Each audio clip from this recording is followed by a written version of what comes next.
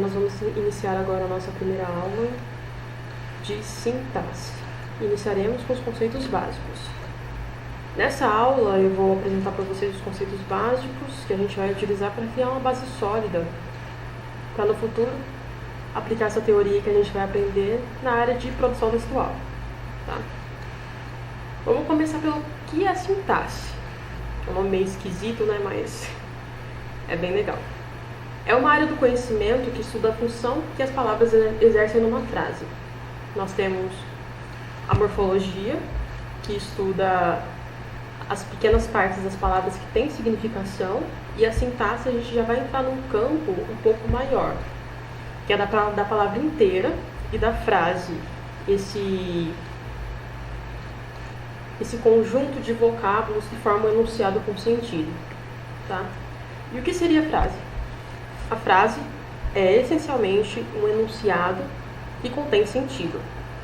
Ele não tem a obrigação de conter verbos. Tá? Então, se eu falar a palavra, por exemplo, fogo, fogo é somente um vocábulo. Só que, no contexto em que ele está inserido, se eu colocar fogo, colocar uma exclamação e um texto, e esse texto me indicar se trata de um incêndio, eu posso colocar simplesmente fogo e ele já vai se tratar de uma frase. Por quê? Porque é um enunciado que contém sentido. Tá? A mesma coisa, socorro.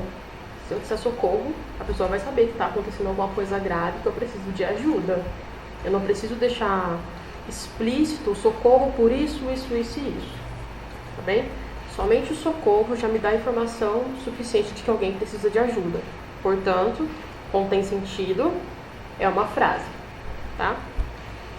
Apesar da frase não ter obrigação de conter verbos, ela pode conter sim uma forma verbal, duas ou até mais.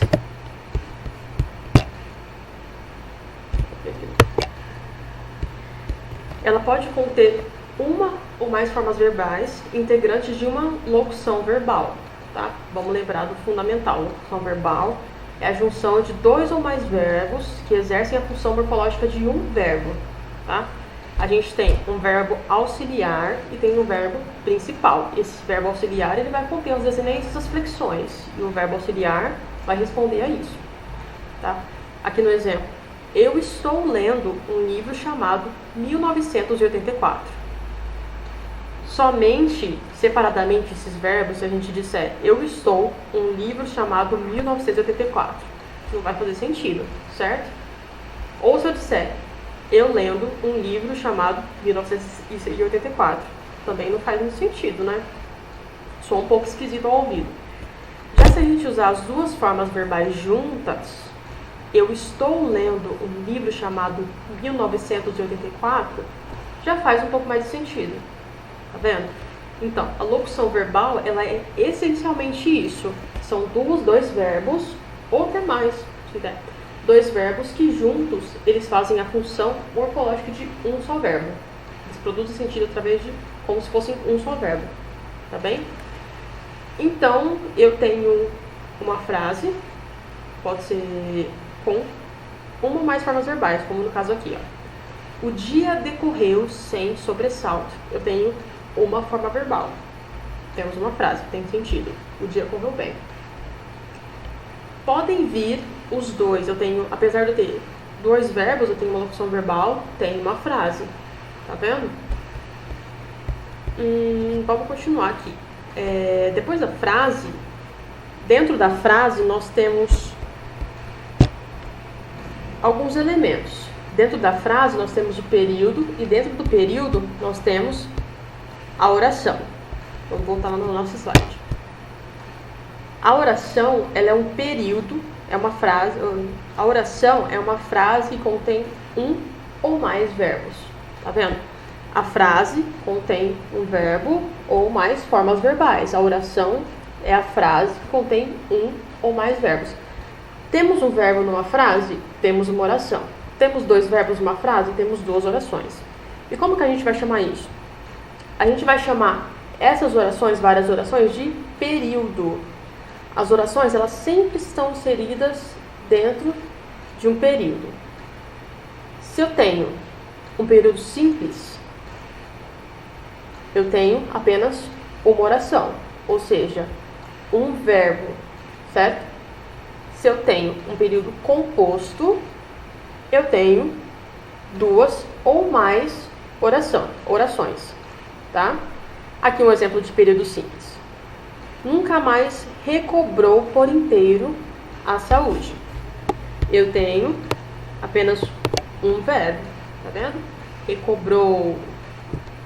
Já que no composto, eu tenho mais orações, tenho mais de um verbo. O Senhor bateu o cigarro, vírgula, uma oração. Bateu na tampa da cigarreira, um verbo, vírgula, outra oração. Levou ao canto dos lábios, um verbo, vírgula, mais uma oração. Premiu a mola do isqueiro, um verbo, ponto final, uma oração e fim do período, tá? Vamos seguir aqui. Os períodos, eles são terminados sempre por uma pausa bem definida, tá? Que se marca com na escrita com um ponto. Ponto de exclamação, ponto de interrogação, reticências e algumas vezes com 2 pontos, tá? Então sempre, geralmente, no caso, o período ele vai ser terminado por ponto final, ou numa frase falada com uma pausa prolongada, tá bem? Já as orações, elas são marcadas por períodos de pausas curtas. No caso, elas se marcam com as vírgulas, tá? Aqui a gente tem um exemplo do texto do poema moderno, do Manuel Bandeira. Ele diz: uma noite ele chegou no bar de 20 de novembro, vírgula, bebeu, vírgula, cantou, vírgula, dançou, vírgula, depois se atirou na lagoa Rodrigo de Freitas, ponto final.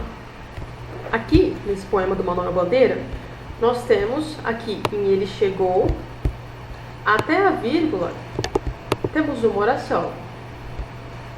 Bebeu, não importa que ele está sozinho, é um verbo, tem uma vírgula, uma oração. Tá vendo? Cantou, vírgula, mais uma oração. Dançou, vírgula, mais uma oração. Tá vendo? Depois se atirou no lagoa Rodrigo de Freitas, ponto final, fim do período. Podem ver? Aqui, como a gente tem do início da frase até o ponto final, várias oraçõezinhas pequenininhas, tá vendo? Nós temos um período composto, tá bem? Se eu dissesse para vocês que ele chegou no bar 20 de novembro, ponto final. Aqui a gente teria um período simples, porque é um período composto por apenas uma oração. Mas como a gente não tem isso, a gente tem bebeu, cantou, dançou, depois se atirou na lagoa Rodrigo de Freitas, nós temos um período composto. Tá bem? A gente tem sempre que pensar nessa questão de hierarquia entre as coisas. Para que haja um período, é preciso que haja orações. Período simples, uma oração. Período composto, 2 ou mais. Tá vendo? Aqui a gente tem um esqueminha que ilustra isso. Temos a frase, representa o todo. Temos o período dentro da frase. E dentro do período nós temos a oração como unidade menor. Tá? Isto é, a frase dá o sentido geral para a comunicação. Por isso ela é interessante de se utilizar em títulos e intertítulos, subtítulos de texto. Aí a gente coloca a frase para dar esse sentido de comunicação. A oração ela trabalha com relações de todos os tipos que devem ser elaboradas dentro do texto, para que assim formem-se os períodos. Apesar do período das orações estarem dentro dos períodos, para que haja o período, há que haver oração. Tá bem? Vamos seguir aqui. Agora a gente vai falar um pouquinho mais sobre as orações. Sobre os termos da oração. Os termos da oração, eles são 3. São os essenciais, os integrantes e os acessórios. Os essenciais são aqueles sem os quais a oração não existe, tá? Teoricamente na gramática tradicional. Sujeito e predicado. Mas por que eu coloquei esse ponto de interrogação no sujeito? Porque a gente vai ver mais adiante que, apesar de ser um termo essencial para que haja uma oração, existem orações que podem ser feitas sem a presença do sujeito, tá? Então, ele não seria tão essencial assim. Vocês conseguem enxergar isso? A gente vai ver com um pouco mais de detalhe adiante, isso vai se esclarecer um pouco melhor. Então, essenciais, sujeito e predicado, tá? Integrantes são aqueles que auxiliam a compreensão do sentido completo da oração. Eles são agente da passiva, vou escrever agente aqui, vou corrigir. Agente da passiva, complemento nominal e complemento verbal, que a gente conhece como objeto direto e objeto indireto, tá? E os acessórios são aqueles que eles não têm necessariamente a necessidade de estarem lá. A gente coloca porque a gente quer dar um pouco mais de informatividade à oração, tá? Ele não precisa estar lá dentro necessariamente, ele não é essencial e também não é integrante. A gente coloca porque a gente quer dar um pouquinho mais de informação para aquele enunciado, tá? Mas sem os quais a oração existe tranquilamente, não precisa pôr. A gente põe porque a gente quer colocar. Eles são adjunto adnominal, adjunto verbal, aposto e vocativo, tá? Mais adiante eu vou esclarecer para vocês tudo que é isso. Vamos começar, pessoal, pelos termos essenciais, que são os mais básicos. A gente está apresentando conceitos básicos. Vamos com os básicos. Sujeito e predicado. Vamos começar pelo sujeito. O sujeito, pessoal, a gente costuma aprender que o sujeito é quem pratica a ação numa oração, mas não necessariamente isso, porque os verbos, eles nem sempre eles representam uma ação. Vocês conseguem enxergar isso? O sujeito, ele é mais de quem se fala. De quem se fala algo, de quem se faz algo. Consegue enxergar? O sujeito pode ser simples, composto, oculto ou desinencial, é a mesma coisa, indeterminado e oração sem sujeito. Lembra que eu falei para vocês no começo? Vamos começar pelo simples. O sujeito simples, ele é quando o verbo principal da frase corresponde a um único núcleo. Mas o que seria o núcleo do sujeito? O núcleo do sujeito é a sua palavra principal e mais importante na frase. Aquela que não pode tirar. Tá vendo? Aqui, por exemplo, no exemplo, nós temos um exemplo de sujeito simples. Paulo comprou uma bicicleta. O núcleo do sujeito é Paulo, que é Paulo que executa a ação, certo? Temos também, os olhos dela estavam secos. Nosso sujeito simples, os olhos. No nosso primeiro exemplo, Paulo comprou uma bicicleta. Como que a gente faz para descobrir o sujeito? Aqui ele está bem explícito, porque a gente tem um substantivo próprio, que ele deixa bem claro quem é sujeito, está praticando a ação, tá? Mas se a gente não tivesse isso, como a gente faria para descobrir onde está o sujeito dessa frase? A gente perguntaria ao verbo quem pratica a ação, certo? A gente perguntaria, quem comprou uma bicicleta? E o verbo nos responderia, Paulo comprou uma bicicleta. Consequentemente, o sujeito dessa frase é Paulo. E como ele contém apenas um núcleo, é um sujeito simples, certo? Mas, professora, um núcleo só a gente aplica também pro plural? Então, essa é uma questão não de flexão de número, tá? Então, o plural, ele pode ser, sim, um sujeito simples. Porque, apesar de estar no plural, ele representa apenas um núcleo. Olha aqui. A gente pode perguntar, os olhos de quem estavam secos? Na verdade, o que estavam secos? Os olhos. Conseguem ver? Que estavam secos, os olhos estavam secos. Conseguem ver aqui? Então, olhos é o sujeito da nossa frase. E núcleo também, porque não faria sentido a gente só dizer estavam secos. O que estavam secos? Os olhos. Conseguem enxergar? Vamos prosseguir aqui. Vamos para o sujeito composto. O sujeito composto ele é constituído de 2 ou mais núcleos, tá bem? E pessoal, essa questão de sujeito, ele não precisa ser necessariamente só substantivo, tá?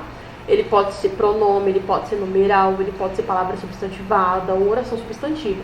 Tudo que exerce a função de nome, não nome de pessoa, tá? Da função de nome, falando em gramática, da classe dos nomes, pode sim ser o sujeito, tá bem?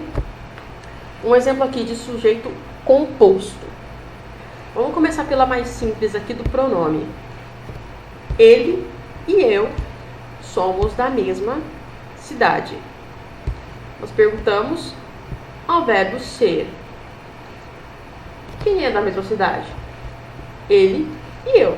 Portanto, 2 núcleos aqui, conseguem ver? 2 núcleos, sujeito composto. Tá? Podemos ser também com substantivos. As vozes e os passos aproximavam-se. Pergunta ao verbo. Quem se aproximava? As vozes e os passos. Conseguem ver? Podemos fazer também com numerais. O 10 fez assistência e o 2 marcou com a cabeça. Conseguem ver? 10 e o 2, 2 núcleos, sujeito composto. Palavras substantivadas, ou seja, palavras que não necessariamente pertencem à classe dos substantivos, mas elas estão fazendo a função de substantivo. Tá? O amar e o saber são virtudes valiosas. O que são virtudes valiosas, verbo? O amar e o saber. Tá? Ou uma oração substantiva. Também tem um sujeito composto. Era melhor esquecer o nó e pensar numa cama igual a de seu Tomás da Bolandeira. Esquecer o nó e pensar numa cama igual a de seu Tomás da Bolandeira. Sujeito composto, tá? Aqui a gente pode, quando a gente for procurar o sujeito numa frase, a gente pode pensar na questão da função. Tá bem? Todas essas classes e essas funções sintáticas aqui, elas estão exercendo a função de nome. Tá? Então, quando a gente vê a função de nome numa palavra, não importa se ela é pronome, se eu vou usar eu, ela, se eu vou usar as vozes e os passos. Está exercendo a função de nome, que são 2 núcleos, sujeito composto. Tá bem? Fica muito mais fácil na hora de identificar o sujeito, porque assim não dá aquele bugzinho. Vamos para o próximo tipo de sujeito, nosso sujeito oculto ou desinencial. O sujeito oculto ou desinencial, ele é aquele que ele não está materialmente expresso na frase, na oração. A gente não consegue ver esse sujeito lá, mas a gente sabe que ele está lá e ele pode ser identificado. Ele pode ser identificado de 2 formas. Pela desinência verbal. Quem não lembra o que é desinência, pessoal, dá uma voltinha nas aulas de morfologia do ensino fundamental. Isso foi explicado, tá? Nós temos... Desinência é a menor parte com morfe que dá significação a uma palavra, com sentido, tá bem? Por exemplo, o verbo ficar. Ele não está flexionado, ele não está conjugado, certo? Se eu disser ficamos, eu não estou dizendo necessariamente que quem ficou, no caso nós. Mas através da desinência, dessa partezinha com significação, o mos, a gente sabe... se trata de uma primeira pessoa do plural, ou seja, nós. Tá bem? Então, a gente consegue identificar o sujeito oculto ou desinencial pela desinência verbal, como nesse exemplo. Ficamos um bocado a falar. Aqui não está dizendo que, por exemplo, eu e minha amiga ficamos um bocado a falar. Está dizendo somente, ficamos um bocado a falar. E apesar desse sujeito não estar explícito nessa frase, a gente consegue recuperá-lo através do verbo. Conseguem ver? A desinência mos. A gente poderia ver isso também, como por exemplo, vou colocar outra frase aqui para vocês. Dormi até tarde.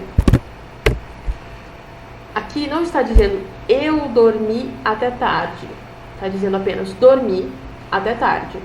Através desse dormir, que ele está conjugado na primeira pessoa do singular, a gente sabe que o sujeito é eu. Consegue ver? O sujeito sou eu. É muito simples, é só a gente prestar atenção na desinência do verbo, nessa partezinha do verbo que dá essa informação pra gente.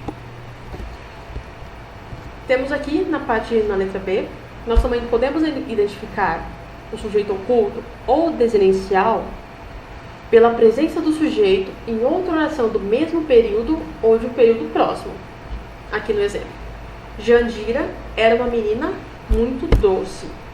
Era, o verbo tá aqui.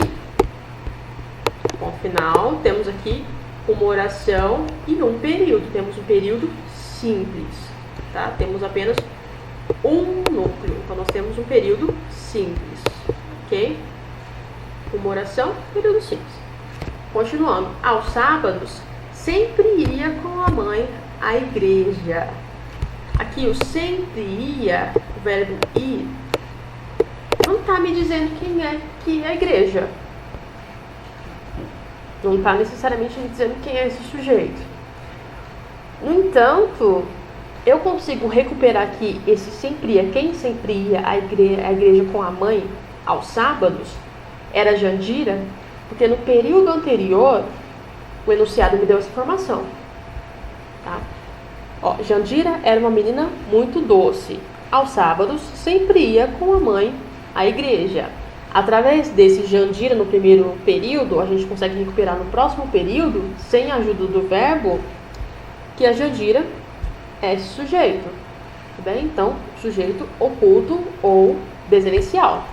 Tá bem? Vamos seguir aqui. Temos de próximo o sujeito indeterminado, que é um dos meus favoritos.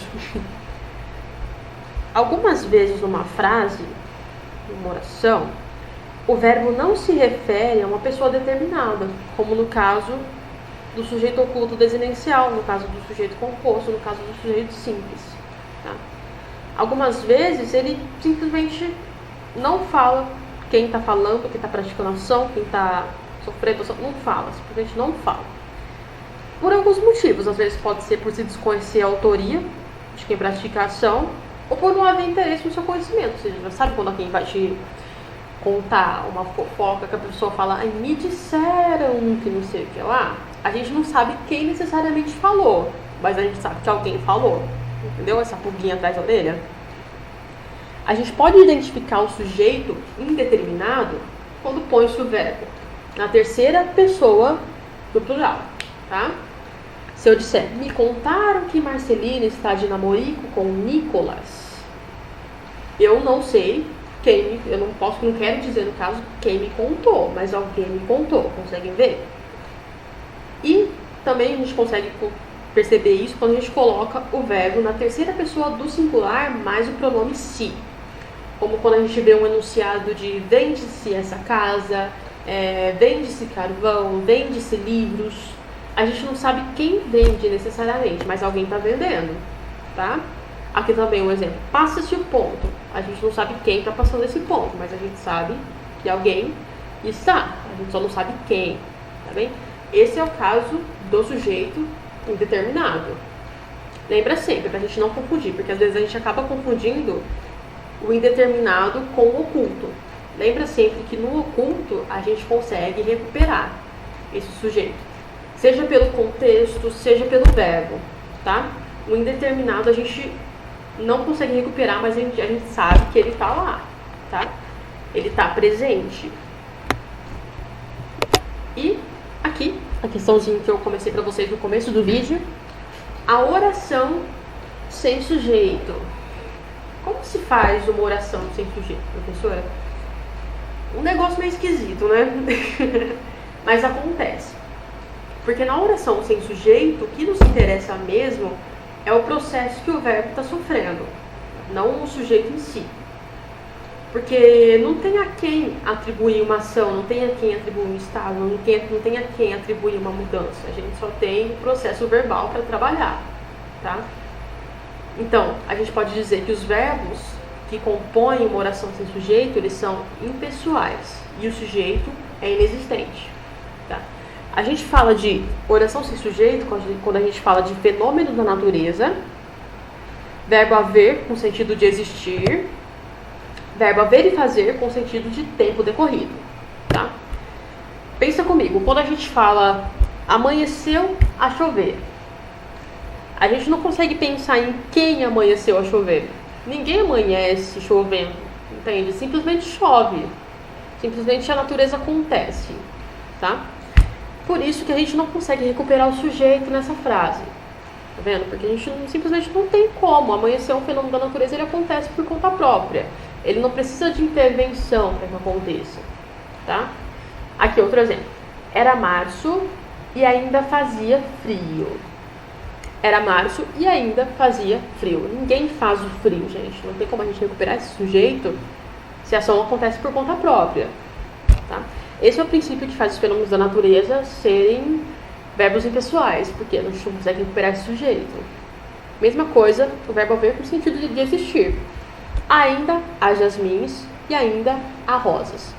A gente tem a oração, tem o verbinho, tem a vírgula, tem o final do período, a gente tem o período composto. Mas cadê o sujeito? A gente não consegue recuperar esse sujeito porque o sujeito simplesmente não existe. Entende? Ele não está ali nessa frase. Então pensem comigo, como que o sujeito vai ser um termo essencial numa oração, para que se tenha uma oração, se a gente consegue construir uma oração sem sujeito. Consegue entender? Então, desse modo, o predicado, ele seria mais necessário, mais essencial do que o sujeito, não é? Porque apesar de se fazer orações sem sujeito, não se faz oração sem predicado. A gente vai ver isso mais adiante. Aqui com o verbo haver e fazer com sentido de tempo decorrido. Morava no Rio havia muitos anos, desligado das coisas de Minas. Tá vendo? A gente não sabe, a gente não tem desse verbo haver, a gente não tem simplesmente sujeito. No mesmo sentido no de baixo, faz 8 dias. Ninguém faz os 8 dias. Os 8 dias simplesmente existem, é o tempo decorrido dessa coisa que aconteceu. Entende? Vamos partir agora para os nossos exercicinhos de tipos de sujeito. Tá bem? A gente tem que lembrar das regrinhas que a gente viu no decorrer da aula para conseguir fazer esses exercícios. Você pode pausar o vídeo, tentar fazer na sua casa. É bem rapidinho, vai demorar o quê? Pensando devagarzinho uns 10 minutinhos e você volta aqui para a aula com a gente. Tá? Bora corrigir? Temos os nossos exercícios de tipos de sujeito. Letra A. São Paulo está ensolarada. A cidade de São Paulo está ensolarada. Quem está ensolarada? São Paulo. Então, São Paulo é o nosso sujeito. Esse sujeito tem mais de um núcleo. Apesar de serem duas palavras, eles têm um sentido só. São Paulo, a cidade de São Paulo. Então, não, tá um núcleo só. Quer dizer que esse é um sujeito simples. Tá? Letra B. Febre alta e dor de cabeça ou dor de garganta são sintomas de Covid-19. Vamos perguntar para o verbo. Verbo. O que são sintomas de Covid-19? Febre alta e dor de garganta.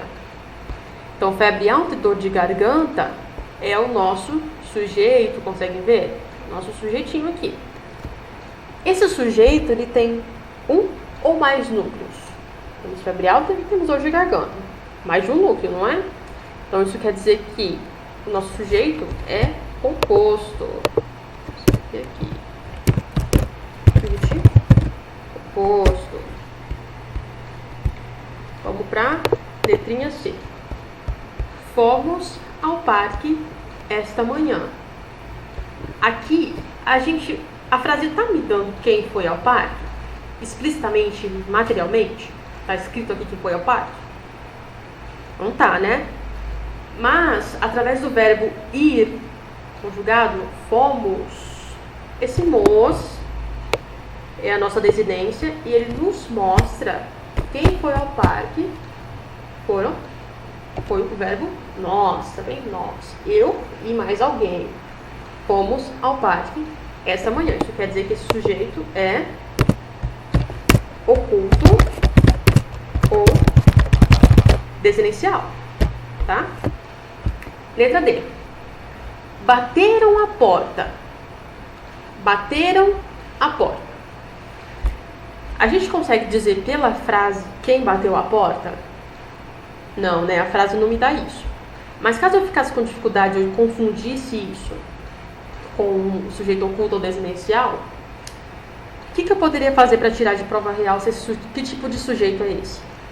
Eu vou ver o verbo conjugado na terceira pessoa do plural, tá? Então, se eu tenho o verbo conjugado na terceira pessoa do plural em uma frase que eu não consigo saber quem é esse sujeito vai ser indeterminado, tá? Porque apesar da frase não me dar quem é esse sujeito, eu sei que ele tá lá, tá? Alguém, toque, toque, toque, bateu na porta. Só não sei quem é. Letra E. Cresce em Deus. Nesse aqui, a gente tem o verbo conjugado na terceira pessoa do singular mais pronome se, tá? Então, que tipo de sujeito a gente tem aqui? Inexistente? Não. A gente sabe que alguém crê em Deus por conta do enunciado. Quer tirar a prova real, terceira pessoa, singular, pronome se, tá? Sujeito indeterminado.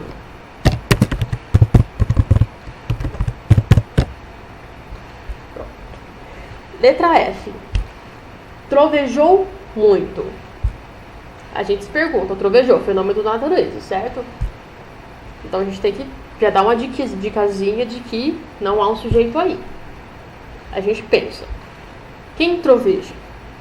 Ninguém troveja, né? Uma ação que acontece por conta própria do fenômeno da natureza. Então o que a gente tem?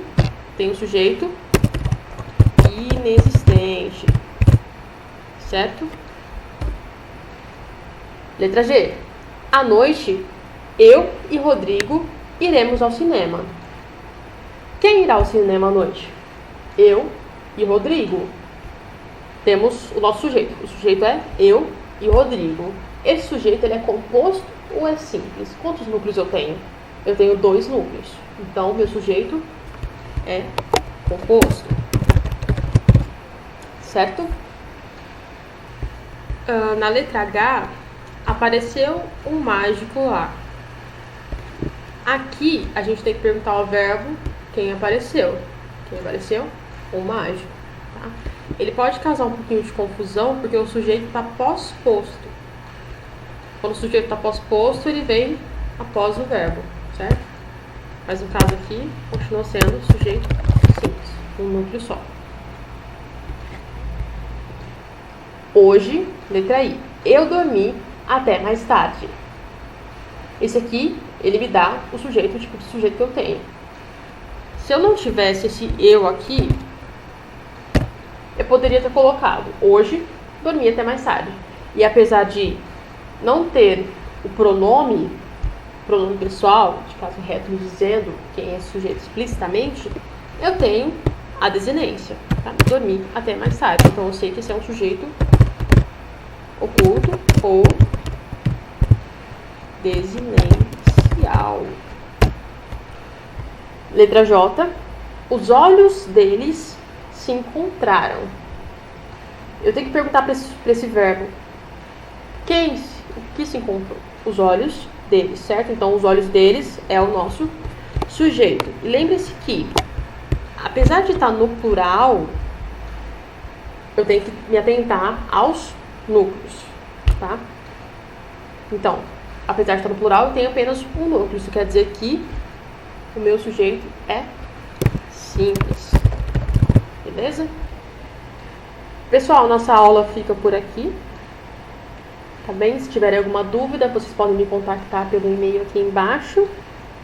E bons estudos!